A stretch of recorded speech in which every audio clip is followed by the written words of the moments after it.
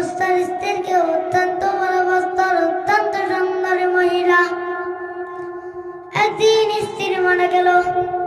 স্বামী সহ্য করতে পারে নাই। স্বামী তার স্ত্রীর কবরের পাশে দাঁড়ায় দাঁড়ায় কান্দে, বৈশা বৈশা কান্দে। সকালে যায় আসর পর্যন্ত বসে বসে কান্দে। লোকজনে বলে, ভাইয়ের কান্দে লাভ কি? বিবি তার ফিরে আসবে না। কই না রে ভাই, আমি আমার বিবির অত্যন্ত ভালোবাসি। স্ত্রীর মায়া আমি বলতে পারি না। মারহাবা। একদিন ঈশার সালাম মহিলা দিয়ে যাইতাছিল। দেখে একজন পতি কবরের পাশে দাঁড়ায় দাঁড়ায় কান্দতেছে। ততক্ষণ ঈশার সালাম ডাক দিয়ে বলে, বাইরে। আল্লাহু আকবার। তুমি এখানে কি কান্না করতেছো কেন? বলে, হুজুরের এখানে আমার 3 দিন হলো, এই আমার স্ত্রী 3 দিন হলো কবরে শুয়ে আছে। যাই হোক, জোরে কর মাশাআল্লাহ। এই এতটুকু বাচ্চার পাওয়ার কি দেখছেন? মানে কণ্ঠটা কিন্তু একবার পুরো বড় বড় বক্তাদের মতো, ঠিক না? হ্যাঁ, এই যে 400 টাকা পুরস্কার নগদ। জোরে কর মারহাবা। এই তুমি খুশি হইছো? হ্যাঁ, আবার দানও করে গেছে। জোরে কর মারহাবা। তা আমার সে বড় বক্তা দেখা যায়, আমার সে বড় বানাই দিলাম তোমাকে। মাশাআল্লাহ, প্রথম এসে দেখলাম এখানে।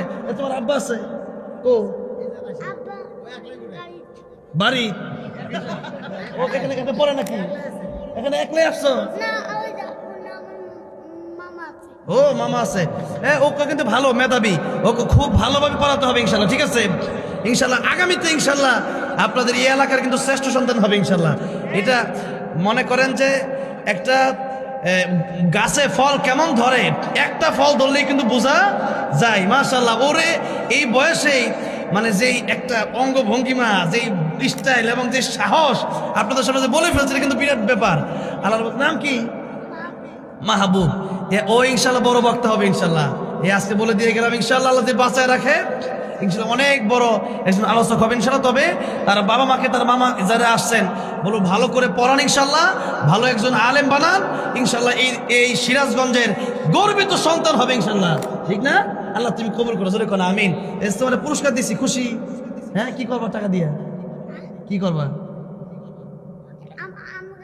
এটা রাইখা দিবা নেয় না, যে জোয়ার তাসটি পুরস্কার দিছিল। ঠিক আছে, যাও, ঠিক আছে মাশাআল্লাহ। না, আমি প্রথম বুঝতে পারি নাই, পরে যখন আমার দাদা বললেন যে ওয়াজও করতে পারে, আর আমি তো ভাবলাম কি ওয়াজ করবে, কিন্তু ও যে টান দিচ্ছে তা সত্যি।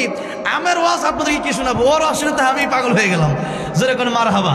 আল্লাহ তুমি কবুল করো, জোরে কোন আমিন।